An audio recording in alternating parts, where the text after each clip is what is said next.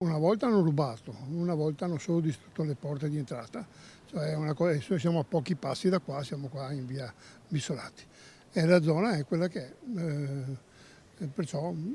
non viviamo bene, credo che nessun cittadino viva bene in queste condizioni. Ricostruisce la spaccata subita un mese fa, la quarta in un anno, il presidente dell'associazione che si occupa degli anziani a 2 passi dalla violenta rapina con coltello di sabato 13 aprile scorso e che si trova nel quartiere Altobello, quartiere da cui con l'associazione Altobello in cammino arriva l'esortazione alla politica a prendere seri provvedimenti contro l'acclamata cronicizzazione criminale presente a Mestre. In una città è questo che bisogna fare, bisogna pensare a poter convivere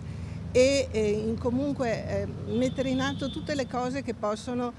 reprimere la violenza. Infine timori anche di Cristiano, questo rumeno presentatosi come tale, stabilitosi da ben 10 anni qui a Mestre, con un passato proprio da ladro, come racconta lui stesso. Mi sembra una città un po' difficile,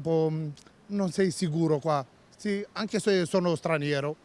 ci capita ogni giorno di non avere sicurezza per bambini, per la moglie, perché ci sono, anche io non è che sono una porta di chiesa, sono stato anche io pregiudicato, però mi sono sistemato, ho preso la strada giusta.